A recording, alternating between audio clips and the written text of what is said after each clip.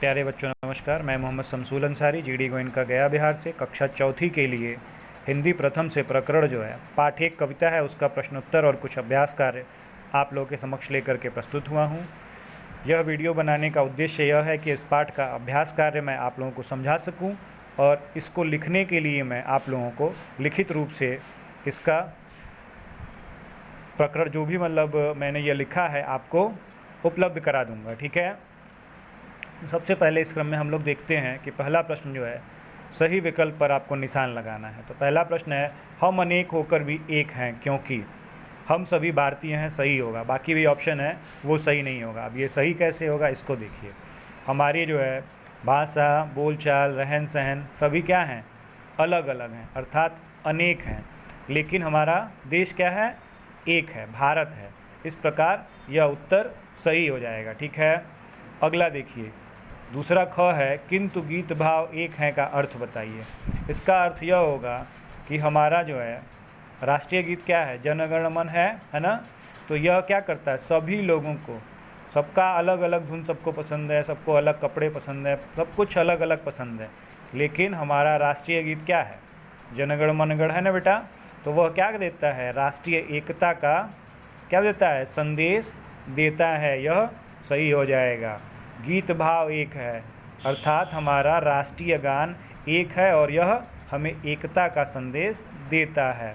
अगला देखिए, भारत के अंग हैं अर्थात इसका ऑप्शन सही हो जाएगा।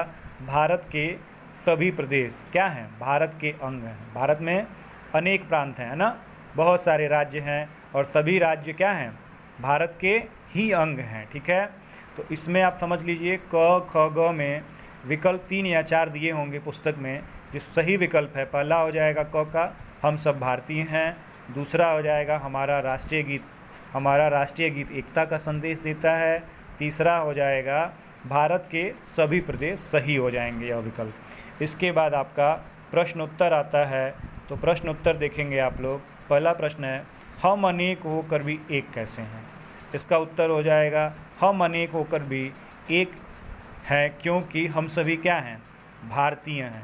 बहुत अलग अलग जगहों से आकर के भारत में लोग रहते हैं, अलग अलग संप्रदाय के हैं, अलग अलग तरीके से खाना पीना सब कुछ है, लेकिन क्या है, हम सभी कैसे एक हैं, हम सभी भारतीय हैं। जहाँ भारत की बात आती है वहाँ सभी लोग एकजुटता का संदेश देते हैं, मिलजुल करके रहते हैं। ठीक है। दूसरा है कंठ जो अनेक हैं राग भी अनेक हैं। इस वाक्य का अर्थ लिखना है। तो इस वाक्य का अर्थ हमने लिखा है, आप नीचे देखेंगे, सीधा हमने अर्थ लिख दिया है कि भारत में रहने वाले सभी व्यक्तियों की आवाज़ भारत में रहने वाले सभी व्यक्तियों की आवाज़ अलग अलग प्रकार की है और धुर सुर भी क्या है, अलग अलग हैं। अर्थात कोई पंजाबी बोलता है, कोई मलयालम बोलता है, कोई मराठी बोलता है, कोई भोजपुरी, कोई मगही, कोई ब्रज भाषा, सबकी अलग अलग भाषाएं हैं, सबकी अलग अलग आवाज़ हैं, सबका धुन और सुर अलग अलग है, परंतु क्या है, परंतु हम सभी क्या हैं, भारतीय हैं और एक हैं। इसका अर्थ यह होगा। ठीक है। उत्तर मैंने लिख दिया है, आपको लिखित रूप से यह प्राप्त भी हो जाएगा। अगला देखिए, विविध रंग रूप के लोग किसका अंग हैं। तो विविध रंग रूप के लोग किसका, भारत देश के अंग हैं। यह तो बहुत आसान है कि भाई अनेकों रंग रूप के, काले गोरे छोटे नाटे मोटे, है ना, विभिन्न तरह के लोग यहाँ पर रहते हैं, लेकिन वह सब किसके अंग हैं, तो भारत के अंग हैं। ठीक है। उसके बाद अंतिम प्रश्न है इस कविता के द्वारा कवि क्या संदेश देना चाहता है। तो इस कविता के द्वारा कवि विविधता में एकता, सहयोग, शांति का संदेश देना चाहता है। अर्थात यहाँ पर अनेकता है, विभिन्न धर्मों के लोग, बहुत से मतों को मानने वाले लोग यहाँ पर रहते हैं, लेकिन क्या है, सभी लोग एकजुट हैं और क्या है, सभी लोग एक दूसरे का सहयोग करते हैं और क्या करते हैं, शांति के साथ देश में रहते हैं। ठीक है। इसका उत्तर हो गया।